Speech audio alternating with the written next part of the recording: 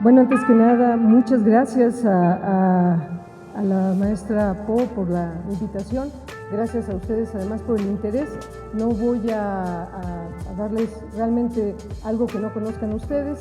Vamos a cerrar, creo, el taller, los temas del taller el día de hoy, con un tema que, como ya escucharon, ha sido una constante en mi formación, que ha sido el tema normativo en ciudades, ¿no? Su servidora ya escucharon mis antecedentes, no tomaré más tiempo, pero vamos a reflexionar un poco sobre cómo estamos ahorita en normatividad. Me pegan en Coyoacán, yo lo bajé de la esfera nacional a la esfera de la Ciudad de México, a la esfera de la alcaldía, y vamos a llegar a el área que estamos revisando. Adelante, por favor. Adelante. Bueno, comentarles que poco a poco en la Ciudad de México ha venido constituyéndose un sinnúmero de leyes, normas y reglamentos que tienen que ver con la tutela, el cuidado, el manejo, el ordenamiento de los centros urbanos. Y muchos de ellos tienen que ver ahora con centros urbanos catalogados con nivel patrimonial o que tienen un carácter diferente. Acuérdense que México, bueno, ahorita lo vamos a ver, tiene varios niveles de catalogo, igual que mi compañera ahorita que me precedía en el tema de áreas naturales, áreas verdes. También en patrimonio hay diferentes tutelas y diferentes niveles. Creo que ya por ahí el INAH les platicó un poco, ya estuvieron, pero yo les haré un recorrido sobre el marco normativo federal y el marco local, que tiene que ver desde la Constitución Política de los Estados Unidos Mexicanos, que sigue evidentemente normando en el tema de desarrollo urbano, hasta el marco normativo local, pasando también por el marco a nivel mundial, que es la Convención sobre Protección del Patrimonio Mundial y las directrices para la aplicación de la Convención de Patrimonio Mundial, que tienen que ver con áreas de valor patrimonial. Adelante, por favor. Bueno, esto no me detendré mucho. Decirles que nuestra ciudad, el país también, pero en general la Ciudad de México, tiene declarados 6 sitios o zonas declaradas monumentos históricos, ¿no? Entre ellos destaca, por supuesto, nuestro centro histórico de la Ciudad de México, destaca Xochimilco, Tláhuac y Milpalta, que tienen un valor patrimonial y ambiental al mismo tiempo, ¿no? Xochimilco como zona de recarga de los mantos acuíferos, pero sobre todo con una cuestión muy importante que es el manejo chinampero, único a nivel mundial. La delegación Tlalpan, por supuesto también, la delegación Azcapotzalco, pueblos, barrios tienen una connotación, zonas patrimoniales tienen una connotación también en Azcapotzalco, y la delegación Villa Álvaro Obregón, que ese es su nombre completo, y finalmente, no por menos importante, la delegación Coyoacán. Ahí están los diarios oficiales, que recuerden ustedes que todo para ser público y para ser oficial y para surtir efectos jurídicos tiene que estar publicado en un diario oficial o bien en la Gaceta de la Ciudad de México. Adelante, por favor. Bueno, este es un ejemplo, una laminita de la zona de monumentos históricos en la Ciudad de México y en particular aquí, en este caso, en lo que es el centro de Coyoacán. Ustedes pueden ver todos los monumentos y sobre todo la superficie total protegida por decreto, que es 1.64 kilómetros cuadrados, que es todo el centro histórico de Coyoacán, y lo que ven ustedes en amarillito son los inmuebles catalogados. También ya les platicamos seguramente quién cataloga 1900, quién cataloga posterior y antes de 1900, y la Secretaría de Desarrollo Urbano y Vivienda, que le toca catalogar. Adelante, por favor. Perdón, nada, regresas tantito. Y del lado derecho, pues ven ustedes un acercamiento del lugar donde estamos. Adelante, por favor. Bueno, el artículo 33 de la Ley de Monumentos Artísticos, si me ayudas, nos habla de que los bienes muebles e inmuebles que revisten un valor estético relevante. ¿Qué quiere decir este valor estético? Que no solamente por un tema histórico, sino también por un tema de presencia y patrimonio, digamos, del inmueble, tienen este valor. Y les reconoce varios puntos que vamos a mencionar. Su representatividad. Primero, puede ser un inmueble que sea representativo de un momento histórico, cultural del país y de la ciudad. La inserción en la determinación o corriente estilística, ¿no?, que también permite su catalogación. su grado de innovación. La Ciudad de México ha sido también innovadora en varios inmuebles que han permitido no solamente uso, sino una función estética importante. Materiales y técnicas utilizadas y otros temas análogos, y tratándose de bienes inmuebles podrá considerarse también su significación en el contexto urbano. Quiere decir, no solamente el inmueble por el inmueble, sino también todo aquello que defina su contexto histórico. En el caso de las zonas patrimoniales, acuérdense, también el INE y el INBA, todo lo que es la traza, las calles, la regulación, tiene que ver con un tema patrimonial cuidado. Adelante, sí, gracias. Bueno, este es un ejemplo de la zona de monumentos artísticos, también en su artículo 40, ahí simplemente quise mostrarles un poco cómo Coyoacán, cómo empieza a desfasarse el tema del patrimonio y no conoce fronteras. Ahí ven ustedes a Coyoacán con su colindancia con Álvaro Obregón, y ambos elementos, ven Ciudad Universitaria, ven la parte norte y ven todos los inmuebles que están considerados con un valor específico. Y nos dice este artículo que es el área que comprende varios monumentos artísticos asociados entre sí con espacios abiertos o elementos topográficos. En este caso, qué mejor ejemplo que Ciudad Universitaria, cuyo conjunto reviste valor estético en forma relevante. Dicho sea de paso, Ciudad Universitaria también tiene una declaratoria de este tipo, ¿no? Adelante, por favor. Y bueno, regresas tantito. Y ahí les dejé también, por cualquier cosa que quieran ustedes investigar, las gacetas y las publicaciones donde aparece esta información. Adelante, por favor. Bueno, normatividad local y sus cambios. Ahorita vamos a ir rápidamente por un proceso de lo que tenemos y lo que viene.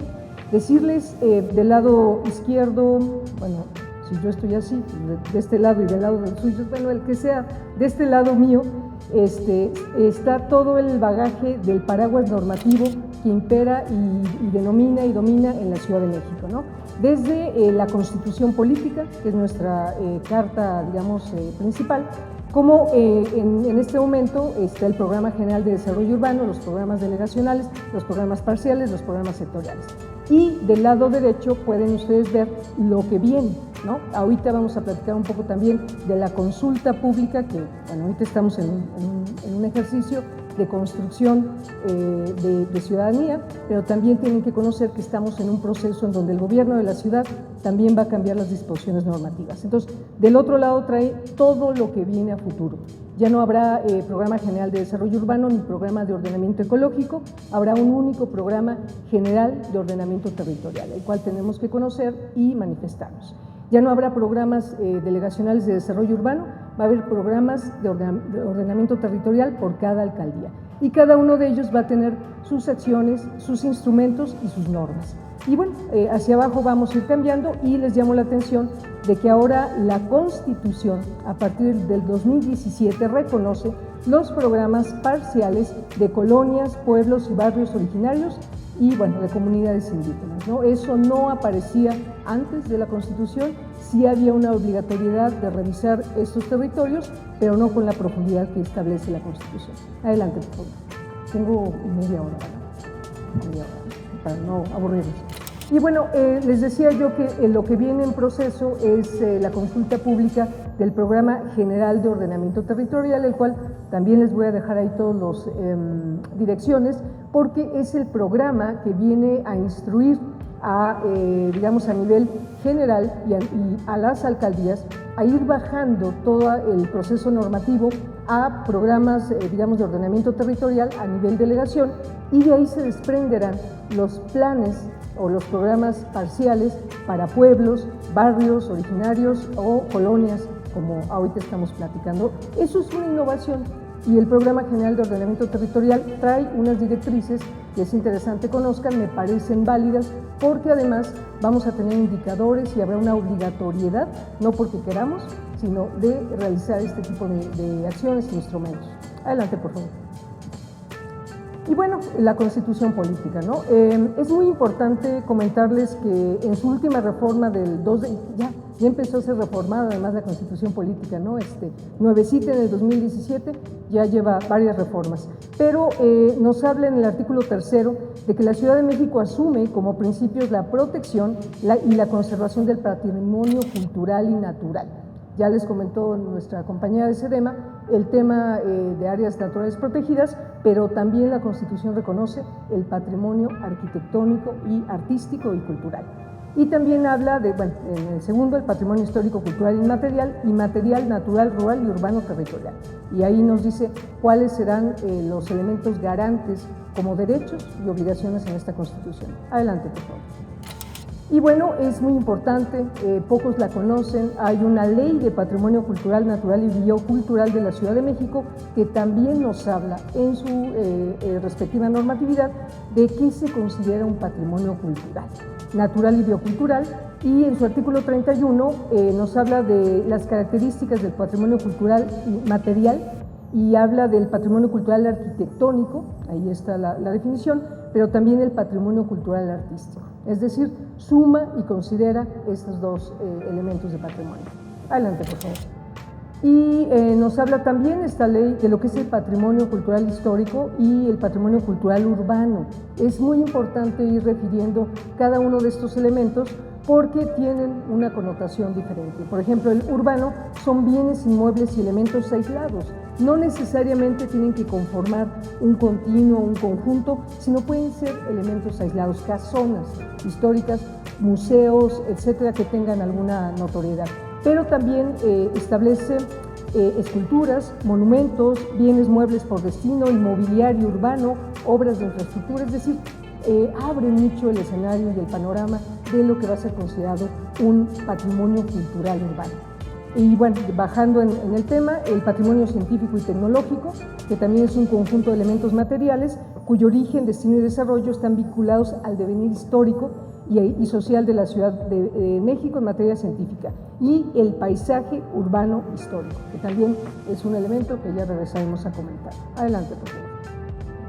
Y bueno, la Ley de Desarrollo Urbano del Distrito Federal, no se las voy a leer, pero nos habla también desde el año, de sus diferentes años de elaboración, 2008, 2010, 2012, del patrimonio. Y ahí les marqué que nos establece cuáles son las obligaciones del gobierno central para mantener, acrecentar, inventariar, no modificar el patrimonio cultural de la Ciudad de México en todos sus escenarios. Y nos habla también de que tendrá una obligación con los paisajes culturales, con los espacios públicos tales como calles, parques urbanos, plazas y jardines. Forman parte de la obligatoriedad del gobierno central para el cuidado. Adelante, por favor. Y bueno, el artículo 66 nos habla de que los programas y la reglamentación de esta ley establecerán las medidas apropiadas para la conservación, recuperación y sobre todo lo más interesante, el acrecentamiento del patrimonio cultural. Día con día está buscando esta ley que no haya disminución, sino más bien un acrecentamiento de este patrimonio. Adelante, por favor. El artículo 67 nos habla de que será la Secretaría de Desarrollo Urbano y Vivienda, garante, una instancia del gobierno de la Ciudad de México, la encargada de publicar los catálogos. Esto es muy importante. ¿Dónde buscar la información y quiénes son responsables de estos catálogos? Estos son de todos los elementos afectos al patrimonio cultural urbano en los programas a través de listados. Es muy importante también saber que los programas de desarrollo y la Secretaría de Desarrollo Urbano tiene un listado de todos los inmuebles catalogados, también el INAH y el INVAL, pero lo importante de la Secretaría es que tiene la obligación, además de un sistema de información geográfica, del registro de planes y programas donde podamos tener acceso como ciudadanos a esta información. Es decir, no vamos a ir a una oficina a que alguien nos enseñe el catálogo. Esto tiene que ser público. Adelante, por favor. Y bueno, este es un ejemplo de los catálogos de inmuebles afectos al patrimonio. Hay uno por cada inmueble afecto al patrimonio, y decirles nada más cómo está ahí por delegación, ¿no? El número tanto de valor histórico por el INAH, de valor artístico por el INVAL, y también la Secretaría de Desarrollo Urbano y Vivienda tiene la facultad de establecer los inmuebles de valor urbano arquitectónico. Ellos también establecen, a través de la actualización de los programas de desarrollo urbano, un listado enumerando estos inmuebles. Verán ustedes, no les haré la cuenta larga, pero bueno, verán ustedes que Coyoacán tiene un buen número de estos inmuebles, ¿no? Adelante, por favor. Bueno, bajando ya un poquito más al tema de números, el barrio de la Concepción tiene aproximadamente 3.819 habitantes, 53% de ellos mujeres, 47% hombres, curioso el dato. Tiene 16% de su población es de 0 a 14 años, tiene este rango, el 67% de 15 a 65 y el 15% de 65 años y más, ¿no? Estos datos van a ser importantes y lo vamos a comentar porque el país, la ciudad, tiene ya un bono demográfico que está cambiando, ¿no? Las pirámides que ustedes y yo conocimos en los 80s, en los 70s, todavía en los 90s, donde era una pirámide poblacional, está cambiando a un escenario donde el adulto mayor vive un poco más, tiene más plenitud y más vida, alarga más la vida, y no estamos creciendo tanto en población de niños, pues. Adelante, por favor. Y también en números, el barrio tiene, bueno, todo el barrio es área de conservación patrimonial, una categoría reconocida en ley por la Secretaría de Desarrollo Urbano y Vivienda, por el INVAL y por el INAH. Está conformado por 14 manzanas y aproximadamente 268 predios. 16 de estos predios son afectos al patrimonio, ya sea por el INAH, por el INVAL, por SEDUBI, o hay algunos que están por los tres, los que tienen más valor tienen los tres atributos y son inmuebles que están reconocidos, ahorita los vamos a ver, pero bueno, esta información es absolutamente pública, uno puede entrar a los portales y acceder a ella, sobre todo para ver, me llama mucho la atención la forma y figura del barrio, que tiene que ver con una unidad AGEB estadísticamente, digamos, establecida, pero pues que tiene que ver también con un escenario patrimonial de todo el centro de Coyoacán. Acuérdense que forma parte del centro histórico de Coyoacán y si nos vamos más históricamente, tiene que ver con San Ángel, con un corredor natural de patrimonio con otras alcaldías. Entonces, y tiene 49 inmuebles colindantes. ¿Qué son los inmuebles colindantes?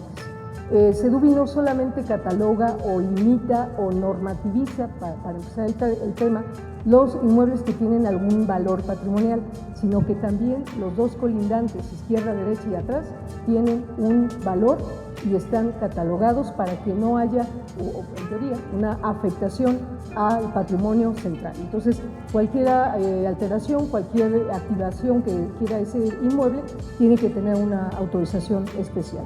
Adelante, por favor. Y estos son, les ofrezco una disculpa, están muy chiquitos, pero ahí están todos los inmuebles catalogados en el, digamos, en el perímetro que reconoce la SEDUBI y el INEGI como La Conchita, ¿no? Entonces, ahí está cada uno de ellos, su nivel de catalogación. Insisto, esto viene del portal tanto de la SEDUBI, lo crucé también con el portal de la PAOT. La PAOT tiene ya un portal de inmuebles patrimoniales muy interesante, quien quiera conocerlo, tiene el detalle, el año, quién lo clasifica, el uso de suelo que tiene, etcétera. Entonces, así los va clasificando. Tiene también su número, ahí hay un tema también, los inmuebles catalogados tienen que buscarse siempre catalogar por la cuenta catastral, porque los números oficiales, pues a veces no son tan oficiales, 17, 17 bis, 17A, eso hace que no haya un control. Entonces, se buscó en algún momento que su origen raíz sea la cuenta catastral para que quede establecido formalmente. Pueden ustedes investigar su altura, su área libre, etcétera, todas las características. Y, muy importante, en todos los inmuebles catalogados ustedes verán un recuadrito como el que está en medio, arriba de las fotitos de los catalogados, que dice: esta es una zona histórica y usted para cualquier intervención deberá ir acá, allá y acullá para obtener todas las autorizaciones correspondientes. Adelante, por favor. Y bueno, ya empezando en nuestro tema, para ir cerrando, también no los quiero aburrir. Este es el Programa Parcial de Desarrollo Urbano del Centro Histórico de Coyoacán del año 1995. Para los que trabajamos en algún momento Coyoacán desde que era delegación, bueno, pues este es de los famosos Zonas Especiales de Desarrollo Controlado, ZEDECs, que se convirtieron al cambio de la ley de 1996 en programas parciales. Y en realidad derivaba de un acuerdo entre vecinos, como estamos ahorita el día de hoy, y la autoridad, la alcaldía, el gobierno central, que era departamento del Distrito Federal, recordarán ustedes, todavía dependía del gobierno, digamos, presidencial, no era el gobierno de la Ciudad de México, y había un acuerdo y este es el programa. Como ustedes verán, no nos quebremos tanto, son tres usos principales, es el habitacional unifamiliar, plurifamiliar. En su momento se identificaron todos los equipamientos que habían, que prácticamente no hay, el uso comercial, en donde pudiera haber, y las áreas verdes, ¿no? Se les dio una especial atención a las áreas verdes para que no hubiera ese proceso de cambio de uso de suelo. Y ahí hay un puntito que dice predio con normatividad existente. Bueno, se buscaba que si había habido alguna transferencia, polígono, actividad que se le hubiera dado en 1994, 93, 92, el predio mantuviera esa normatividad. Esto era un referente de un ante programa parcial, pero se convirtió con los años en un programa parcial. Adelante, por favor. Este es su hoja de nacimiento, digamos, donde fue publicado en el Diario Oficial de la Federación, se los tengo ahí, y su tabla de usos de suelo original. Actualmente los programas delegacionales tienen clasificaciones hasta de 250 diferentes usos de suelo y actividades en cada espacio de la ciudad. Los programas parciales de aquel entonces tenían solamente estos usos, permitían servicios básicos o servicios especiales y muy poco uso habitacional, digamos, en volumen o en multifamiliar. Esta es la tabla actual de usos de suelo y se traduce ahora a prácticamente usos permitidos y prohibidos, ya no hay condicionados. Adelante, por favor. Y les haré un rápido recuento de las normas. El programa parcial ante ZEDEC tenía normas complementarias generales y particulares. Tenemos la de áreas verdes, que ya lo comenté, no podrán tener ningún tipo de cambio de uso de suelo. Las alturas, es importante, se considerarán a partir del nivel de banqueta y sin considerar exclusivamente tinacos. Así tal cual dice la norma, no voy a expresar más, es tal cual lo que dice la norma. Luego venía la superficie libre de construcción, que será proporcional a la superficie del terreno. Eso es lo único que dice. El área libre para usos comerciales, usos de oficinas y usos de servicios, ahí la tienen en el cuadrito. Los estacionamientos, estamos hablando de la Ciudad de México en 1995. Y nos dice que deberán de cumplir con lo establecido por el artículo 80 del Reglamento de Construcción para el Distrito Federal. Aquí tenemos un primer problema. Ese artículo del reglamento ya no existe, ya fue derogado por otro artículo y por otras actualizaciones del reglamento de construcciones de la ciudad. Entonces ahí empezamos con un tema de interpretación, que la normatividad y la interpretación, ahí ese es el primer problema, ¿no? No debe de interpretarse, debe de seguirse. Luego vienen las excepciones a la normatividad vigente, que habla de las restricciones en el programa parcial, serán las únicas vigentes para esta zona, pero nunca dice cuáles. Por lo que se dejan sin efecto todos los acuerdos y disposiciones anteriores, tampoco sabemos. En fin. Y luego el sistema de transferencia de potencialidad, que ustedes lo han escuchado en otras partes de la ciudad, por ejemplo, no sé, Granada, Nuevo Granadas. En este caso, dentro del polígono del programa no se autorizan las transferencias de potencialidad, estamos hablando de 1995.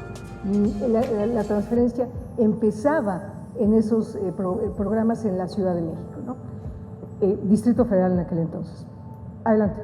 Perdón, nada más regresame. Y otra vez, artículo 11 de la Ley de Desarrollo Urbano, ya ni es la ley y ya no es el artículo, ¿no? Eso es lo que le ha pasado a nuestros programas viejitos, por así decirlo. Adelante, por favor. Luego las normas complementarias nos hablaban de la vivienda unifamiliar. Cuando uno trata de entender un proyecto arquitectónico, patrimonial y artístico en una norma de este tipo es complicado. porque nos dice que se permitirá la construcción de una vivienda por cada 300 metros cuadrados, que en el lote, que es el lote tipo, apenas aparece la figura del lote tipo, debiendo mantener una superficie libre del 30%, y el 50% deberá permanecer como área jardinada. Entonces, empezamos a sumar una serie de condicionantes que tendremos que traducirlas en un proyecto, y los proyectos tienen que mantener esta normatividad. Habla de que la altura máxima será de 7,50 metros. Déjenme decirles que la altura en los programas parciales se eliminó prácticamente. El último que se eliminó, por ejemplo, fue Polanco, que traía alturas, pero que todo el tiempo nos hacían trampa, porque nadie iba y medía, ¿no? Entonces se cambió por niveles, que es mucho más claro y lógico, ¿no? Aquí todavía sigue siendo el 750 de metros, ¿no? Y luego viene el tema de la vivienda plurifamiliar, que son los espacios que ya vieron en el plano, y ahí nos dice que se podrá construir más de una vivienda en aquellos predios con una superficie mayor al lote tipo, pero tampoco nos dice cuál. El número de viviendas será el que resulte de dividir la superficie total del predio entre el lote tipo, ¿no? Ahí se los dejo, no los voy a aburrir, pero ahorita vamos a regresar al tema. También nos habla de predios con frente a la avenida Miguel Ángel de Quevedo. Desde 1994-95 ya había un incipiente cambio en el corredor de Miguel Ángel de Quevedo como una zona más dinámica y comercial. Y nos habla de que se permitirá uso de suelo habitacional, unifamiliar, plurifamiliar, aparece oficinas y o comercio. Altura máxima, 9 metros. Si ustedes y yo queremos traducir los 9 metros, aproximadamente serían 3 pisos de 3 niveles. El problema es que las oficinas actualmente ya no salen en 3 metros, porque tienen necesidad de áreas acondicionados, iluminación, ventilación, que el propio reglamento de 2022 en esta ciudad les obliga, ¿no? Entonces es complicado seguir una normatividad con tantos años de diferencia entre una cosa y otra. Y luego los de normatividad específica, que son los equipamientos, las remodelaciones, que una remodelación sería hasta más del 30% del predio original, una fusión de predios, eso es muy importante. El programa parcial establece, a diferencia del resto de la ciudad y de otras zonas, que al momento de fusionar un predio, si yo tengo 9 metros en un lado y 7,50 en otro, cada uno mantiene su altura y su uso. Ahí no hay que me voy con la mejor, no genero míticas en ese sentido. Cada uno mantiene su altura y su uso de suelo. Y muy importante también, la vigencia de ese programa parcial era de 15 años, a partir de su inscripción en el registro del plan, programa director, que tuvo verificativo el 30 de junio de 1995. Ese es un problema, ya lo comentaremos, porque evidentemente al no tener una actualización, esto puede ser objeto de impugnaciones legales, ¿no? Adelante, por favor. Y bueno, luego vino el Programa Delegacional de Desarrollo Urbano 2010, el cual, ahí tienen ustedes en cafecito, el límite del programa parcial, donde se supone que no debe de haber absolutamente nada más que lo que les acabo de platicar, pero el programa parcial ya es mucho más complicado, tiene más densidades, tiene más normas, tiene algo que se busca y lo busca mucho el desarrollo inmobiliario, que son las normas por vialidad. Miguel Ángel de Quevedo es una vialidad que tiene normas por vialidad. Y ven ustedes ahí que el programa de 2010 le otorgó esta norma por vialidad sobre Miguel Ángel de Quevedo, pero no es clara, sí es clara respecto a División del Norte, que no aplica en el paramento que le corresponde al programa parcial, pero no es clara sobre Miguel Ángel de Quevedo, en el territorio del programa parcial del centro histórico. Entonces, ahí es donde empezamos con problemas de interpretación. Adelante, por favor. Y bueno, además este programa del 2010 tiene un tema que se llama los corredores urbanos estratégicos. ¿Se acuerdan ustedes del proyecto de Big Grand en la avenida, enfrente de la Universidad Nacional? Bueno, en el eje 10. Fue producto de esta norma, ¿no? Entonces, esta norma aplica en estos corredores urbanos de Coyoacán. ¿Afectará o no afectará? Tenemos que estar claros si aplican a excepción de la normatividad de los programas parciales, ¿no? Eso es muy importante, pero eso está ahorita vigente en el 443 de normas de ordenación particular y permite mayor densidad y evidentemente un uso de suelo diferente al que hemos platicado. Adelante, por favor.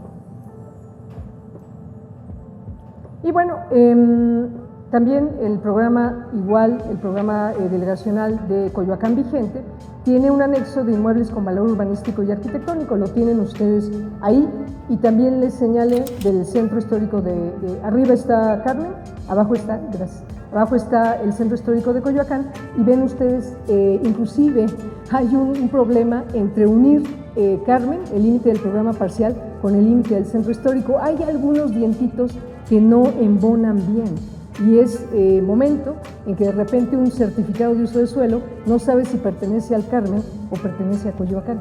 Estoy hablando del 2022, que ya tenemos superpoderosos sistemas de información, pero al momento del cruce se empiezan a hacer estos. Ahí les marqué con rojito el límite de donde estamos platicando. Perdóname. En el programa, al final del programa delegacional 2010, ven ustedes ese listado. Ahí vienen todos los inmuebles catalogados con cuenta catastral y con número oficial en su momento, y ven ustedes los colorcitos, si es el INA, si es el INVAL, o si es EDUBI, o si son los tres, o no es ninguno, ¿no? Adelante. Bueno, también el desarrollo inmobiliario, no somos una isla, hay aquí enfrente, ¿no? Hay venta, hay renta, hay actividades que de repente empiezan a ser necesarias en espacios de la ciudad, y La Conchita pues no es la excepción. Adelante. Bueno, ya les comenté el programa general de ordenamiento territorial. Yo les recomiendo que lo revisen. Propone esto, que son unas cosas que se llaman centralidades, nuevas centralidades. Coyoacán no tiene ninguna, gracias a Dios, pero tiene la colindancia de Mítica, y Mítica genera un impacto hacia este lado de Coyoacán. Creo que es lógico, no hay barreras, hay interacción entre aquel espacio y y bueno, pues esos son los nuevos proyectos que vienen a futuro. Adelante. Y les decía yo que de 1995 a la fecha, ya tenemos, en 1991 había una cosa que se llamaba cipatón, y había unas cosas que se pegaban en los planos para distinguir los inmuebles catalogados. Evidentemente, al momento de trabajar los planos, pues, se llevaba uno el cipatón y los inmuebles catalogados. Ahora hay sistemas de información, ¿no? Ya tenemos los motores geográficos para tener realmente una mayor claridad y una mayor forma de controlar todos estos fenómenos, ¿no? Adelante, por favor. Y bueno, prácticamente creo que el día de hoy, y por eso me congratula estar platicando con ustedes, tenemos una oportunidad muy interesante, porque la planeación urbana debe de nacer del barrio, debe de nacer del centro, de la población, de los corazones, de cada una de las colonias, y la propia Constitución lo reconoce, el sistema normativo al momento de cambiar lo reconoce. Entonces creo que el ejercicio que logren ustedes hacer, las conclusiones de este taller, podrán permitirle a las autoridades entender que estamos en un espacio muy rico, históricamente, culturalmente, ambientalmente, y podrá permitirnos proponer desde la sociedad un nuevo marco normativo, ¿no? Que atienda el valor patrimonial, sí, pero también los atributos de imagen, paisaje, espacio público, y también la modernidad de la Ciudad de México y los espacios como se requiere, ¿no? Y también es el momento de entender las áreas de oportunidad desde la escala barrial y de los ordenamientos existentes. Finalmente, creo que hay que entender el territorio y su morfología, incluyendo a las y los usuarios desde una perspectiva integral. Revisar el estatus de cada predio a nivel de inmueble, eso es bien interesante. Ya les platiqué yo del lote, el área libre, la manzana, pero ¿qué tal que empecemos a entenderlo desde los inmuebles, la huella del inmueble, el valor del inmueble, y salir de ahí con una nueva normatividad que permita otro acercamiento a nuevos modelos legales, ¿no? El detalle catastral, eso es muy importante. Ustedes vieron ahorita que estamos normando a nivel de manzana, eso no nos ayuda. Ya tenemos que tener ahí la huella del inmueble catalogado, cuáles son su fachada catalogada, si tengo o no una crujía, doble crujía, o sea, todos esos elementos ya podrían estar en un plano con mucho detalle, ¿no? Y los instrumentos, es muy importante ahora voltearnos a un tema muy importante. Las ciudades con mayor éxito en todo el mundo operan desde instrumentos normativos contra ordenamientos de uso de suelo. El uso de suelo solito no sirve, tenemos que llevarlo de la mano con nuevos instrumentos. Y evaluar también el tema de la transferencia de potencialidad como una medida que permita también el mantenimiento de los inmuebles catalogados, la buena transferencia de potencialidad y el origen real, que es el mantenimiento de los catalogados. Y las medidas de integración urbana también, ¿por qué no? Hay que ver qué podemos traer que ayude y mantenga la zona, que mejore las banquetas, que mejore los espacios públicos, que ayude al desarrollo integral de la colonia. Y, muy importante también, revisar esta tabla de usos de suelo, revisarla con detalle y ver qué otras actividades que no afecten, que no sean de impacto, pueden mejorar. Tenemos que ser parte de la solución. Y una última lámina que me gusta mucho, de una socióloga que yo admiro mucho, ya de los 60, Jane Jacobs, que decía que no hay ninguna lógica que pueda ser impuesta en la ciudad, la gente la hace y es a ella y no a los edificios a los que hay que adaptar nuestros planes. Muchas gracias a todos.